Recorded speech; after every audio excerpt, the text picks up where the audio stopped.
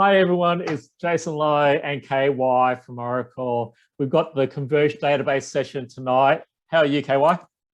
Oh, good. Excited. Can't wait for Achanas and Mani to tell us more about the Converge database. Yeah, there's a lot to go through, so let's get into it. Achana she's from your team, so she's going to go through what the Converge database is and a lot of the features that they can use as part of the hackathon. So let's get into it. So we all know the future is data-driven, but how does a business become data-driven? In today's world, there is an ongoing debate in our community about the best approach for developing cloud-native or data-driven applications. But before we get into the debate, let me take a moment to explain what I mean by a data-driven app. In order for businesses to stay competitive, they need to understand their customers' needs and be able to anticipate those customers' needs as well. So now the easiest way to do that is to take advantage of data-driven applications that allows you to create value or insights from data in real time. So what is a data-driven application? Data-driven applications operate on a diverse set of data such as spatial, documents, sensor, transactional, etc., pulled from multiple different sources, often in real time, and create value from that data in very different ways to traditional applications. For example, they may use machine learning to make real-time recommendations to customers or detect fraudulent transactions. Or they may use graph analytics to identify influencers in a community and target them with specific promotions, or perhaps use spatial data to keep track of deliveries. Data-driven apps are often built using new data-driven development paradigms, including things like microservices, events, API-driven development, and low-code development, as well as needing to be delivered using continuous delivery. Well, here at Oracle, we want to make the development and deployment of the data-driven apps simpler. And we want to do this by providing you synergistic data paradigms for each of those new development paradigms. We want to eliminate data fragmentation introduced by multiple single-purpose databases by offering support for all data types and data models in a single converged database. And we also want to make it easy by providing a uniform API for all those data types. So let's now explore what is a converged database and its features and how it relates to the Oracle Autonomous Database. In a nutshell, Oracle's converged database is a multi-model, multi-tenant, and multi-workload database. So multi-model means native support for multiple data models including JSON, XML, spatial, graph, and relational, and multiple access methods. Multi-tenant means a container architecture in the data tier, providing consolidation, isolation, and agility for databases. And multi-workload means a wide array of optimizations for different kinds of database jobs, like parallel execution for machine learning or fast in-memory commits for streaming data coming in from smart sensors. So with Oracle's converged database, companies can give both developers and CTOs what they want, improving both developer productivity and data productivity at the same time. Oracle can make it super easy for applications to use data-driven predictions. So things like product recommendations to customers based on what's currently in their basket, or detecting fraudulent transactions as that transaction is being processed. So Oracle allows you to do all of that by offering full support for machine learning algorithms, including deep learning inside the Oracle database. And you would be able to do these real-time recommendations like sentiment analysis using very simple SQL commands, or you can use Python or R algorithms to augment what's already supplied inside the Oracle database. And although this was previously a priced option, it is now free in all supported versions and editions of Oracle database, making machine learning incredibly simple because you're not going to need additional set of tools or platforms in order to be able to take advantage of it. And as I said, we have actually had machine learning in the database for over 20 years with over 30 different algorithms, regardless of what you want to do. Whether it's classification or sentiment analysis with text analysis, whatever it may be, Oracle has the algorithms to help support you do that. And trust me, if I can do it, you can do it. It's really very simple. And what I'm showing you here is an example of how simple it is to begin using machine learning by building a training machine learning model to determine which customers will buy travel insurance from us. And I'm able to do this by running a classification machine learning algorithm, and I'm using the built-in DBMS data mining package to create that model on our existing customers table. I'm asking who's going to buy the travel insurance from us. Now, once that model is built and has been trained on the historical data, I can then apply that to my current customer set or my current data, and I'm able to do that with a very simple select command. You see there, I'm selecting prediction probability of who is going to buy a travel insurance when they have got over $3,500 in the bank, they are 37 years of age, and they happen to be married, and they have taken 2 previous cruises with us.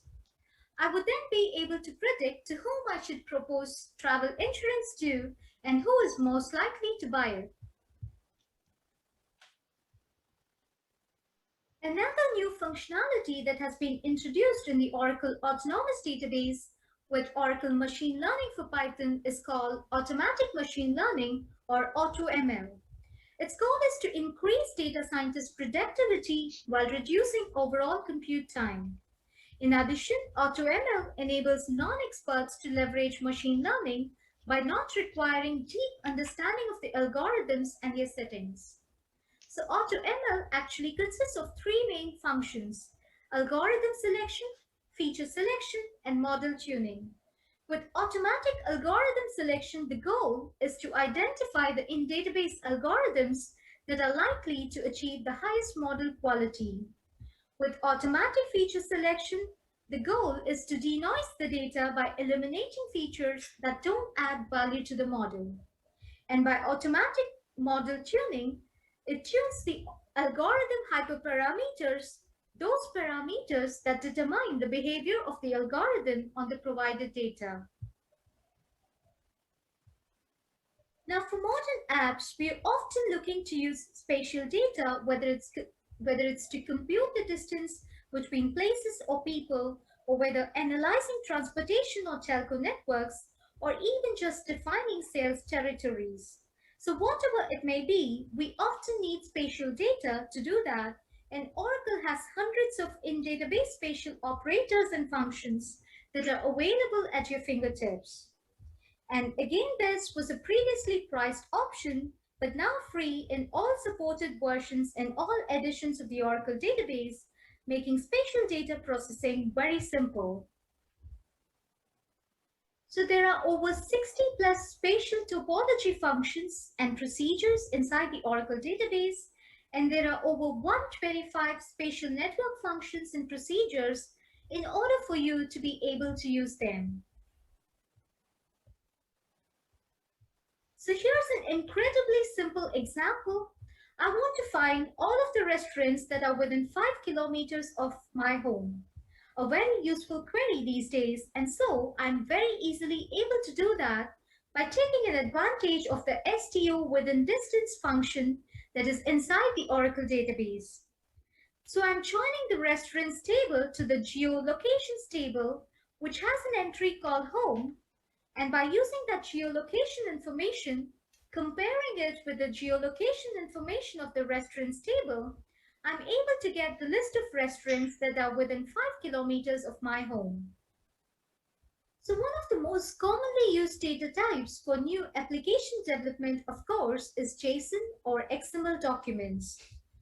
Because it's going to greatly simplify the app architecture in the same JSON data format in both the application and the database.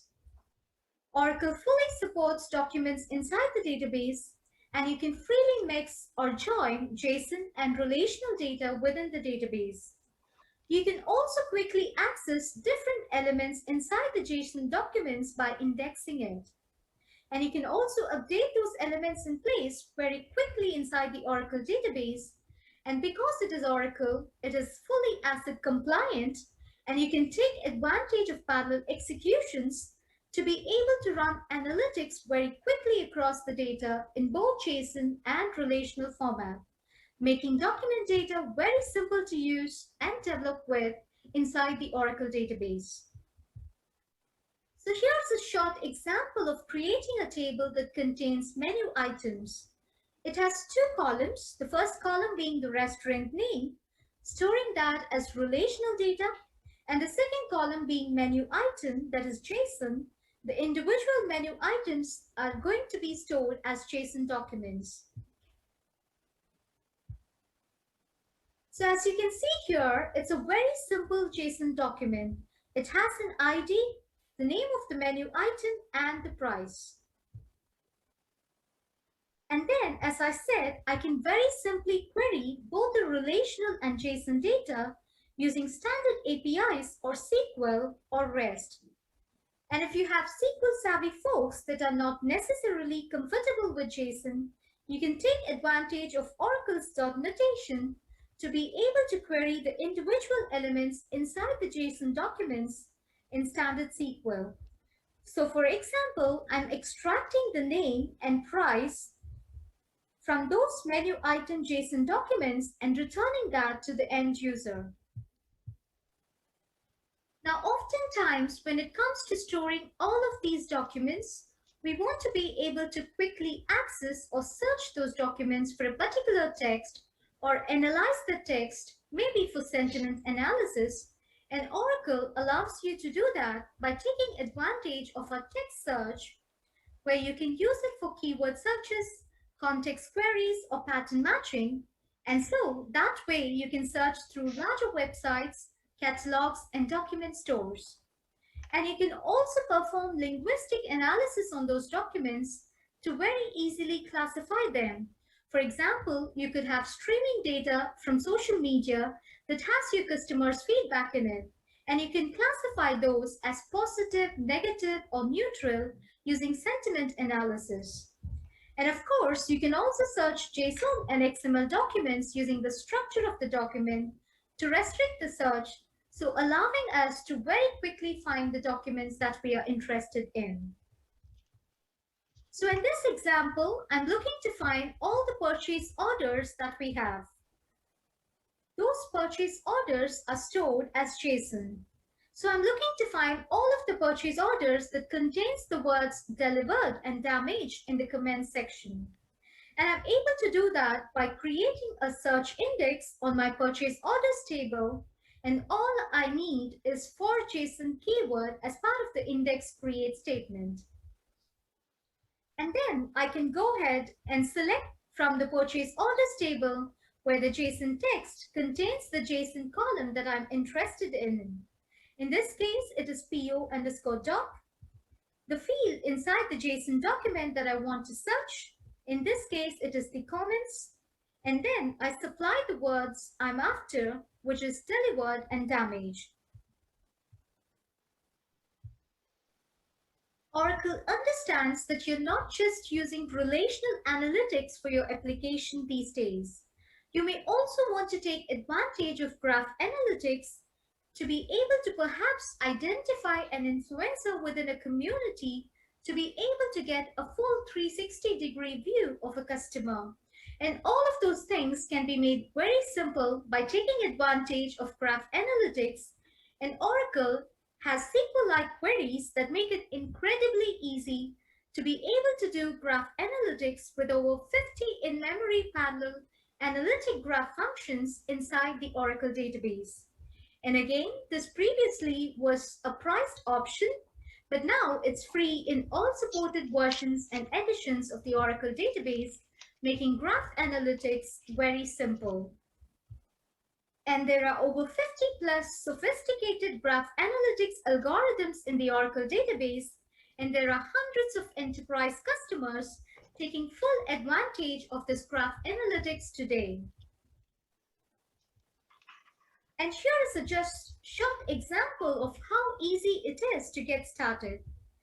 Here I'm taking advantage of our PGQL, which is a very simple graph query language that allows you to specify the graph patterns that you want to match, whether it's against the edges in a graph. So if I want to find out the outgoing edges from Barack Obama, you can use the very simple query that you see there. The round brackets are nothing but the edges and the square brackets are nothing but the nodes. So I'm looking for any edge that goes out from that node where the name is Barack Obama. Let's explore about the Oracle Application Express. Oracle Apex is a low-code development platform that enables you to build stunning, scalable, secure apps with world-class features that can be deployed anywhere. So using Apex, developers can quickly develop and deploy compelling apps that solve real problems and provide immediate value. And you don't need to be an expert in a vast array of technologies to deliver sophisticated solutions. Just focus on solving the problem and let Apex take care of the rest for you. So Apex runs anywhere that Oracle database runs, whether it's on-premise, Oracle Cloud, or anywhere else. So to summarize, managing an IT environment made up of multiple single-purpose database technologies can be time-consuming, resource-intensive for both the system and data integration, and expensive as well. So Oracle's Converged database helps alleviate all these challenges by supporting multiple data models, workloads, and development approaches within a single database, significantly reducing the number of technologies required to deliver enterprise-class applications. Hey, KY, that was pretty intense. What do you think? There was a lot of going on in that Converged database in terms of what people can do. Yeah, indeed. There's a lot of stuff. I always thought Oracle database is just a data management. It has so many features. I like the AutoML. It will definitely help me a lot in the hackathons to quickly do some prediction analysis, and also like the JSONs. I believe we will have a lot of JSON format data, and then it's not you, Jason, the JSON formats that we're going to get during the events, and that features it just can speed up and accelerate the whole development. Yeah, even the last digital defense hackathon, I think actually the winning one from that event used Graph as a model in terms of actually doing all the anomaly detection. So there's plenty of some good stuff. So let's flip gears because there's a lot of content there. I just want to go through some of the things that we've seen and how do people actually get started. So we've got live labs on offer, and live labs, as I see here, are all these different workshops, and some of these are only 15 minutes long or 30 minutes long, so really easy to get into. So KY, can we walk through a couple of these ones and just show people what's on offer, especially with the Converged database one?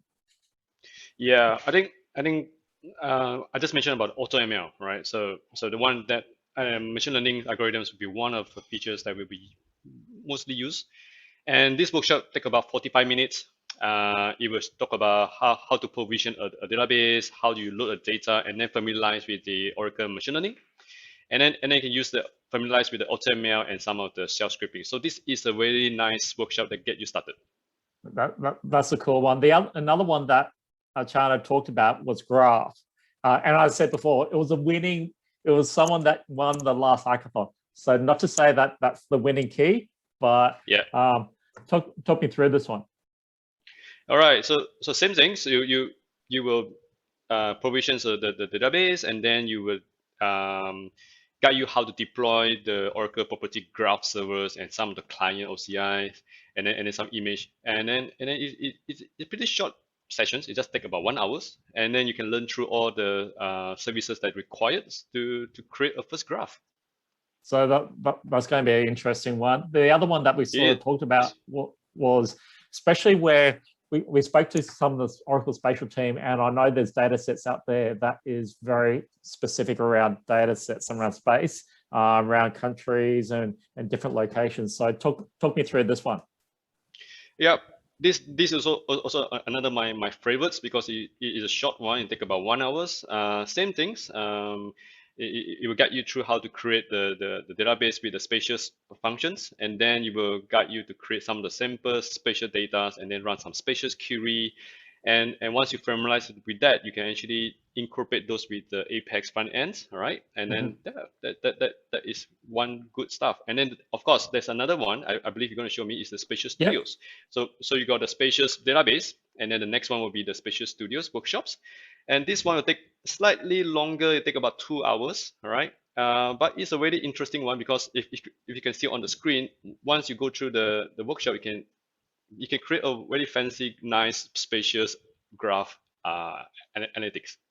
Yep. So there are extensions of that, of using Spatial Studio and plugging that back into Oracle Analytics Cloud as well. We won't go through that here, but there's definitely paths to make that into that full data visualization and augmented analytics experience. So that's pretty cool too. The last one that we sort of talk about, I want to just cover off, is Oracle Apex, so Application Express. So what do we got?